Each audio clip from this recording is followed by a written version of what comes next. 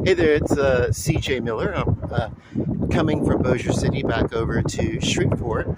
And usually, when I'm making this walk across this wonderful Texas street bridge, uh, lit up with all these wonderful LED lights and everything, it's because I'm coming back from a movie. And that's the case now. I'm coming back from a movie. So I'm going to sit over here. I'm going to set my drink down.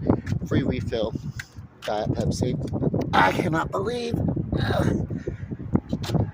that I am actually drinking a Diet Pepsi, but they didn't have a Coke Zero. So anyway, you got to make yourself present for what is available. So anyway, Guardians of the Galaxy. With the rain, I'm starting to feel sprinkles. 3. Well, the first movie, Guardians of the Galaxy, I saw the trailer in the movie theater and I wasn't sure how I was going to feel about it. I almost thought, because of the comical nature of it, that it wasn't an actual superhero movie. I wasn't familiar with that particular end of the Marvel franchise, and so I thought maybe it's a joke or something. But no, but since then, it's actually become one of my favorite spectacles when they do a Guardians of the Galaxy movie. So, what I've learned from Marvel, though, with the exception of maybe that 1 through 3 phases, you don't necessarily get an ending in one of these big movies that has big implications that carries over into the next movie. Sometimes they'll be referenced, but not necessarily with widespread effect being felt. Like sometimes you'll have something like a big imminent change, and then big imminent change, and the next movie being kind of glossed over, and that sort of happened here because we had the last Avengers Endgame, I think, and Thor was going away with Guardians of the Galaxy. And we did not really get that movie that was a big team-up mashup or anything like that. But we did get, in the Thor Love and Thunder movie, we got Guardians of the Galaxy, and briefly Thor deciding to depart from Guardians of the Galaxy and do his own thing in that movie. And so the cross-up did not get addressed here. And there's been some stuff online about, James Gunn, like, not really wanting to do a film that was a crossover with them anyway. So, anyway, I think it would have been cool. But yeah, that wasn't what he was wanting to do here. I did see he was in the credits. James Gunn. He played, oh my God, a minor character. He was listed in the credits. I already forgot. I made a note in my little head, and I was going to talk about it. But you don't see him. He's like, just a very minor character. Oh, Lamb, something, some character, lamb, sheep or something to do with an animal. I don't know. But he got credited as that. I didn't see anything that looked like a lamb shank or anything like that, so who knows. But so this movie, it's not really gonna get any major awards for acting, but comedy and action crossover, comedy action movies and superhero movies, they don't always do well when it comes to like at any award seasons or anything like that. They're more of a technical awards. So, but it was a solid story anyway. They're still dealing with all this time later. Spoiler alert here in case you do not understand what's going on. Gamora died in Infinity War, and through time travel came back at the end of Endgame, which was not the end game, and so I guess it was for Thanos and everything. But then, yeah, so you thought maybe you would bring her back, but she's like an evolved character. Like, she's not, she's on a different trajectory. What you would know as today, what we know would be about an alternate version. She's someone, and then at some point their timeline split, and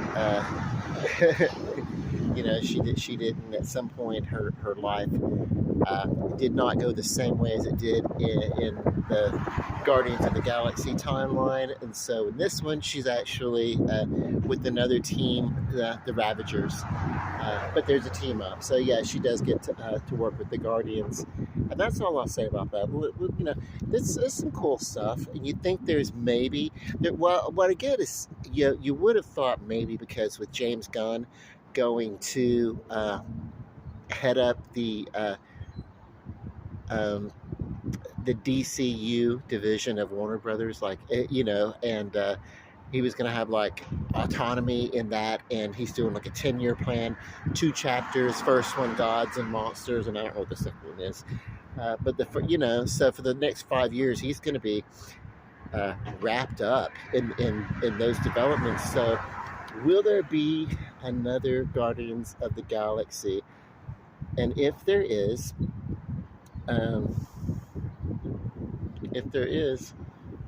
will it be helmed by James Gunn? So we don't know. I put a pause on that because somebody was passing by real quick, and I wanted to make sure I wasn't going to get them in my video. But yeah, so there's not a sense of anything finite at the end of this one. It's not that heavy. The effects are really great. There was one part of the adventure, because these movies, they're like adventures. You go here and you do something, you move on, the scene changes and this and that. But one of the settings almost reminds me of Supergirl from the 1980s Helen Slater version, the very beginning of the movie, where they're in inner space and whatever. Peter O'Toole's there, and oh my God, Rosemary Woodhouse is there. Mia Farrow. She's like the mother of Kara Zor-El, and of course through immature child's play, innocence and everything, they lose the omegahedron. Well, there's a scene that really, to me, reminds me of that. It's like, oh my God, did y'all borrow some construction and then do some CGI around that? Did y'all save any of those pieces or whatever? But there was, it was certainly, it looked, it reminded me of that. Now, I don't know if that was intentional or not. But anyway, yeah, you'll see it if you've seen the original Supergirl from what was it, 1984, 85, somewhere around there. It was 83 maybe even. And Helen Slater and Faye Dunaway was the big bad monster in that one. She was a sorceress named Selena and everything. And then we had a horror icon. I forget the guy who was a staple of horror films in the 80s, genre horror films, played the love interest.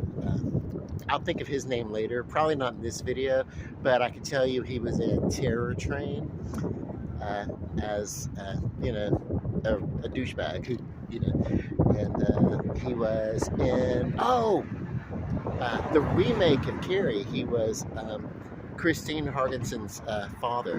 He wasn't listed in the credits, but he's there doing a brief cameo in that. So that'll steer you there for this Supergirl movie. But yeah, that scene reminded me of, and I think our city, the Argonne City or whatever it was, I think it was where they were living, or what's the little shrunken city from Krypton? reserved in inner space. Anyway, or preserved in inner space by Brainiac. They didn't get into that technical stuff. But anyway, I did get to see a movie trailer for the Flash movie that's coming out next month. I'm excited about that. I've seen the trailer a zillion times online, so it was nice to see it in a theater. I waited for as long as I could. I was going to try to link up with a friend to see this movie. I wanted to go. I didn't go Thursday, but I was going to go Friday. Then he said, well, why don't we, he couldn't make it. And I'm like, well, why don't we just go Saturday then? And we thought about going Saturday. And Saturday rolled around and he sent me a message. He said, I can't go see the movie because they're doing promotional free comic book day at Excalibur. So I was like, oh, dude, I'm down. I'll meet you over at Excalibur. And so I went to Excalibur, got comic books. I waited for my friend. He actually got there maybe about 10 or 15 minutes after I left. I actually had talked to my sister. She went and got comic books also. She's really big into, Xena memorabilia. So I was like, hey, we should go there if we can. And we should get you some Xena comic books and things like that. But yeah, so she did that. You gotta have fun. Even if you're an adult, you gotta have fun. Little playtime and stuff like that. I think that's what's so good about some of the games where you like get your own little gaming pieces and you paint them and trade them and stuff like that. I think the name of that franchise is Warhammer, and I think it's because it's actual playtime, with the literal action figures. It's not like almost like Legos for adults or something. I don't know. But anyway, what else? Guardians of the Galaxy, Volume 3. It's a good movie. I don't want to really spoil it for you. It's not the biggest movie in the Marvel franchise, but it was good. It's not going to win acting awards, but it was solid. Some of the effects are good. Some of them are, work better than others. And it builds up to you almost get to a point where, hey, this particular part of the movie, maybe they didn't put the same detail into the CGI they did in some of the others. But it was a good movie. It's a good movie. And I'm feeling it, and it is about to rain. So I'm going to go ahead and do my rating. I would see this movie in a standard theater, and that's because I did. And the reason why is I didn't notice anything that was 3D worthy. I didn't see anything that, there were some explosions, but nothing that looked 3D worthy. Like, oh my, it's in 3D. So, and then I did not notice anything that,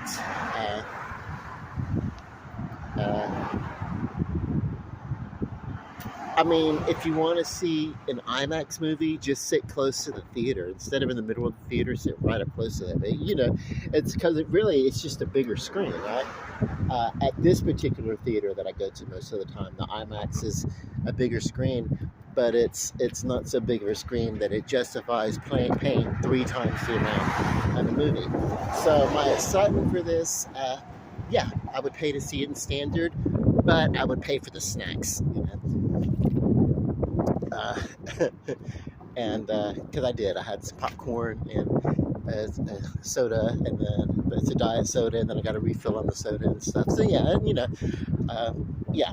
So and if it's more fun if you do have someone you can see it with. I wanted to get out and see this movie today because it's been out for about a week, and if I waited too much longer, it was going to get spoiled for me, and I didn't want that. So I don't necessarily think this is the last Guardians of the Galaxy movie, but it's probably the last one that we're going to get for at least 5 years, because James Gunn is going to be tied up with Warner Brothers, and maybe he'll be able to do some maybe he'll be able to take a break in between the DC chapters.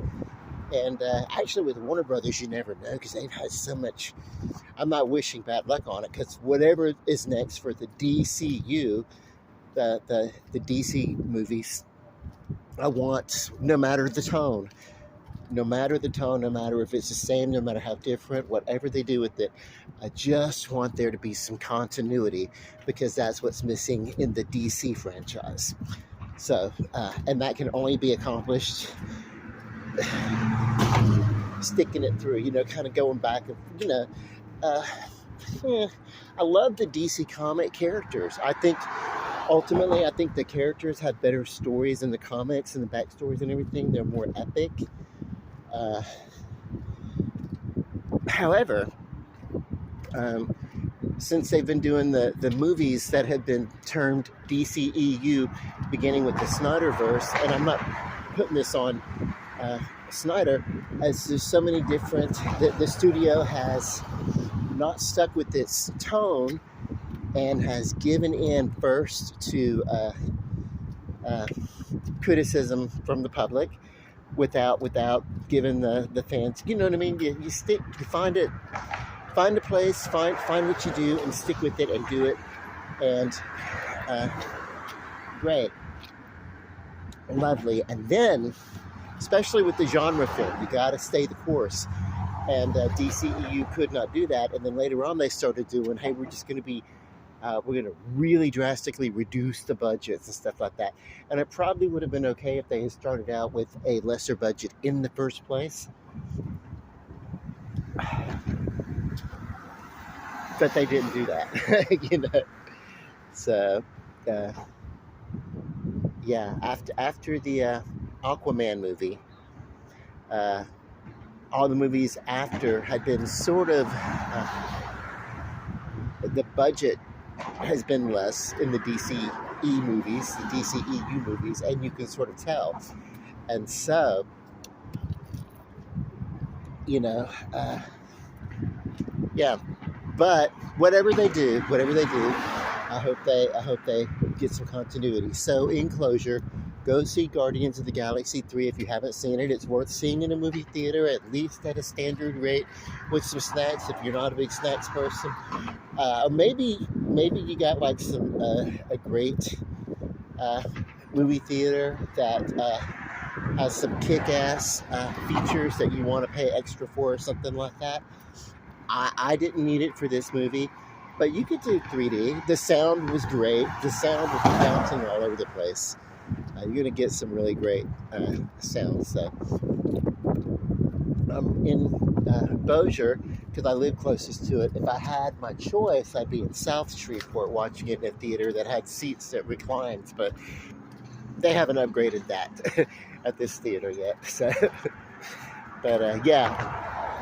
If they were equally accessible, the movie theaters, the choice would be going to the theater that reclines. And it's like, the only thing they could do next is to make that sucker warm up and give you a massage while you're watching it. That's next level. Okay, so I love you guys. Love and light. Go see Guardians of the Galaxy Volume 3. Peace and good night. Bye.